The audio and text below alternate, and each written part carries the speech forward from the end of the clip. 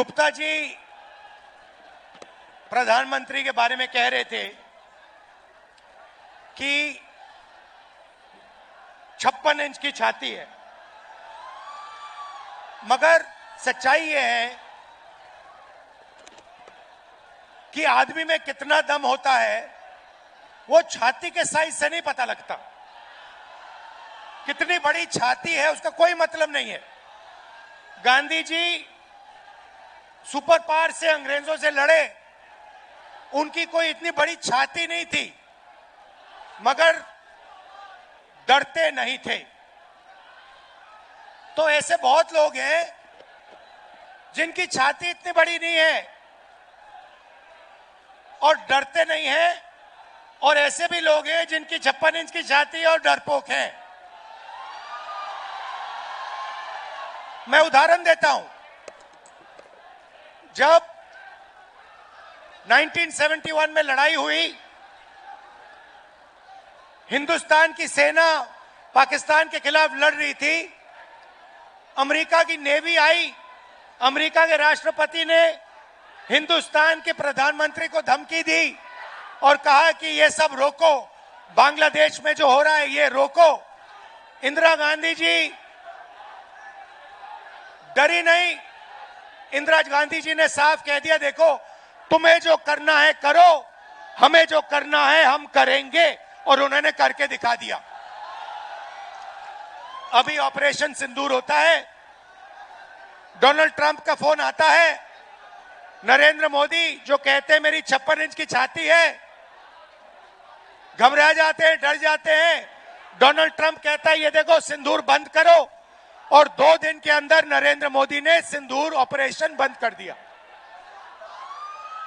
तो मैं आपको ये बता क्यों रहा हूं, क्योंकि सच्चाई है कि नरेंद्र मोदी जी सिर्फ अमेरिका के राष्ट्रपति से नहीं डरते हैं।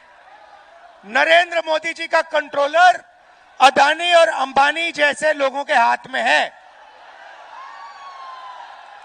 कुछ दिन पहले अमित शाह ने कहा कि बिहार में उद्योग लगाने के लिए जमीन नहीं है। तो मैं उनसे पूछना चाहता हूं, प्रधानमंत्री से पूछना चाहता हूं, बिहार में उद्योग लगाने के लिए जमीन नहीं है, मगर 1 रुपए के लिए आप अदानी को जमीन बिहार की छीन कर दे सकते हो। तो जब अदानी को जरूरत पड़ती है आप जमीन दे देते हो, मगर जब बिहार की प्रगति के लिए जमीन की जरूरत होती है तो आप कहते हो बिहार की प्रगति के लिए जमीन नहीं। धारावी में भी यही काम कर रहे हैं।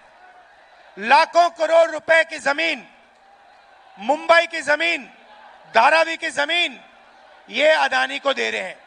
धारावी में रहते कौन लोग हैं? बिहार के लोग रहते हैं, छोटा छोटा काम करते हैं, एंटरप्रेन्योरशिप करते हैं। उन सारों को निकाला जा रहा है, हटाया जा रहा है, और अंबानी जी और अदानी जी की वहां पे मदद की जा रही है। तो यह सच्चाई है। नरेंद्र मोदी जी आपको भाषण देते हैं, आते हैं, वायदे करते हैं, चुनाव के दिन तक जो भी आप कहते हो वो कर देंगे, और चुनाव के बाद नरेंद्र मोदी ना बिहार आएंगे, ना आपकी बात सुनेंगे, चले जाएंगे। मैं तो कहता हूं अगली बार जो भी करवाना है करवा लो। जैसे मीटिंग में आते हैं वो आप भीड़ से कहना, नरेंद्र मोदी जी ये सीट हम आपको जिता देंगे, जरा स्टेज पे डांस कर लो, और नरेंद्र मोदी डांस कर लेंगे। या फिर कहना उनसे, नरेंद्र मोदी जी हम आपको चुनाव जितवा देंगे, आप 2-3 योगा के आसन कर दो स्टेज पे, योगा के आसन कर देंगे। और चुनाव के एकदम बाद नाच गाना अदानी अंबानी जी कराएंगे। अदानी कहेगा, नरेंद्र मोदी जी मुझे बिहार की जमीन चाहिए, नरेंद्र मोदी जी दे देंगे। पटना का एयरपोर्ट चाहिए, नरेंद्र मोदी जी दे देंगे। तो ये ड्रामा चल रहा है। मैं आपसे पूछना चाहता हूं सीधा सा सवाल, आप बाकी प्रदेशों में जाते हो, क्या करते हो? बिहार की जनता जाती है, कर्नाटक जाती है, वहां पे कांग्रेस की सरकार है, बेंगलोर जाते हो, हैदराबाद जाते हो, महाराष्ट्र जाते हो, मैं आपसे पूछता हूं आपके लोग करते क्या है वहां पे? क्या करते हैं? नहीं, जोर से बोलो, क्या करते हैं? मजदूरी करते हैं। एक ऐसा समय था जब बिहार सिर्फ हिंदुस्तान का नहीं, दुनिया का शिक्षा का सेंटर था। नालंदा यूनिवर्सिटी का नाम आपने सुना होगा, सुना है नहीं सुना है? ये दुनिया की सबसे बेहतरीन यूनिवर्सिटी थी। हमारी सरकार थी, हमने फिर से, यूपीए की सरकार थी, हमने नालंदा यूनिवर्सिटी को फिर से चालू करने की कोशिश की और फिर से दुनिया का एजुकेशन सेंटर बिहार में शुरू करने की कोशिश की। बीजेपी ने वो सब काम बंद कर दिया और आज बिहार का युवा महीनों पढ़ता है, मेहनत करता है और फिर चुनाव जब, और फिर उसको पता लगता है पेपर के 2-3 दिन पहले कि पेपर लीक हो गया। जिनकी जान पहचान है, जिनका बीजेपी के नेताओं से रिश्ता है, जिनके पास पैसा है, उन सबको पेपर मिल जाता है और बिहार का युवा है वो देखता रह जाता है। आप खुश हो क्या? आप मजदूरी के स्टेटस से खुश हो क्या? पूरे देश में कहा जाता है, नीतीश जी की मैं आपको देन बताता हूं, उन्होंने आपके लिए क्या किया मैं बताता हूं। आप किसी भी प्रदेश में चले जाइए और पूछिए बिहार के बारे में बताइए, बिहार के लोगों के बारे में बताइए, कहेंगे भैया वो तो मजदूरी करते हैं। पूरे देश में आप मजदूरी करते हो, पूरे देश को आप बनाते हो, खून पसीने से बनाते हो।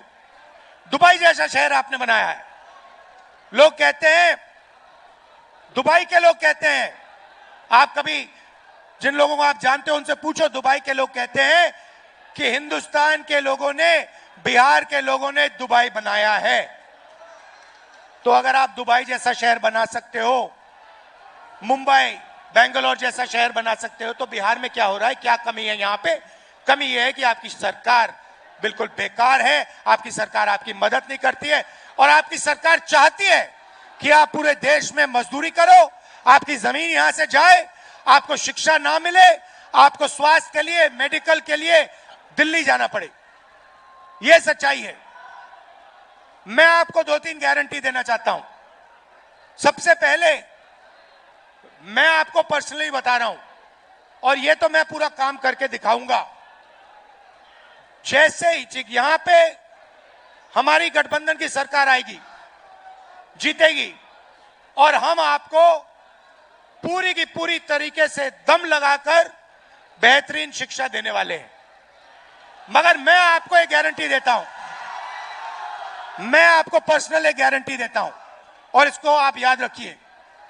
जिस दिन दिल्ली में यूपीए इंडिया गठबंधन की सरकार आएगी, उस दिन मैं आपको बता रहा हूं कि नालंदा यूनिवर्सिटी जैसी यूनिवर्सिटी फिर से बिहार में खोलूंगा। और पूरी दुनिया से मैं बता रहा हूं आपको, हम ऐसी यूनिवर्सिटी खोलेंगे